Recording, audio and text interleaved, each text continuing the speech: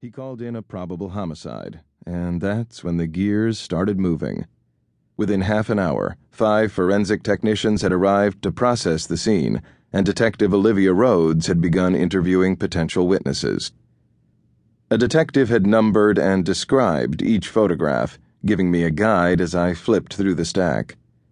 The first few pictures documented the layout of the building, orienting the crime scene inside the larger structure. The photographer had snapped pictures of a kitchen with light maple cabinetry and a living room with a television, lounge chairs, and pool table. A vase of calla lilies rested on the counter beside the stove. They were my niece's favorite flower. My wife and I always sent them to her on her birthday. Rachel, my niece, lay in the center of the room. Her skin had paled, indicating that her blood had already begun to settle inside her body, and her arms were pressed against her sides like a supine soldier at attention. I stared at the picture for a moment, my stomach twisting. She didn't deserve that. I skimmed through the next few pictures. The photographer had snapped more shots of the kitchen and living room. They were helpful for orienting someone in a crime scene, but weren't particularly interesting to me. I stopped when the photographs started focusing on my niece. The photographer had started with wider shots of her placement, and then continued by capturing her closely from her head to her feet.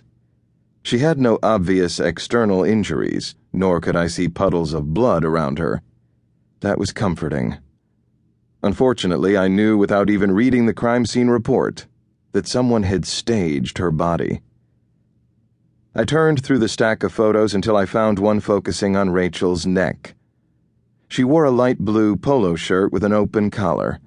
I couldn't see ligature marks on her neck, but the bottom button on her collar had been popped off, leaving a pair of strings in its place.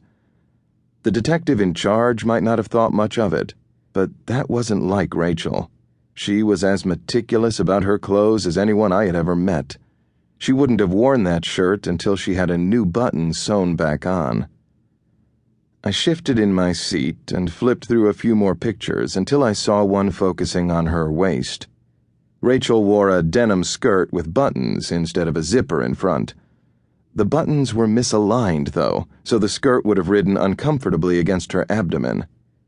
She wouldn't have done that to herself. I continued turning over photographs until I saw one I couldn't explain. It looked like a shot of the carpet. Puzzled, I scanned through the notes that accompanied the photographs until I found the appropriate one. The photographer had tried to capture track marks.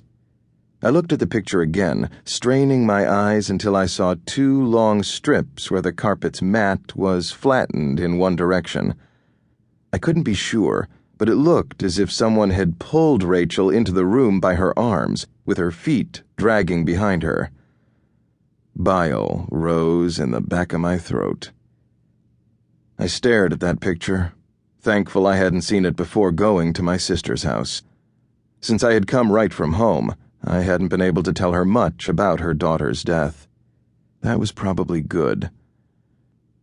The rest of the pictures focused on something odd, a glass vial full of a brownish-red liquid. The technician's notes said someone had found it on an end table in one of the bedrooms. It was roughly the size of a cigar, and when the technician picked it up to catalog it, the liquid inside coated the glass like cough syrup. The note for that photograph said the technician had found pink lipstick on the rim that presumptively matched Rachel's. What were you into, honey? My desk phone rang, startling me. I glanced at my watch. It was after 10, well past my regular hours, so I doubted it was a casual phone call. I picked it up. "Rashid," I said. "What can I do for you?" "Yeah, Detective Rashid. This is Sergeant Hensley at IMPD downtown. Olivia Rhodes brought in somebody in your niece's case, and I thought I'd give you a heads up." I nodded. Hensley was an old-school watch sergeant and had been on the force before we had civilian oversight committees or cameras in every room. When he was my age, interrogations had included rubber hoses and phone books. I envied him.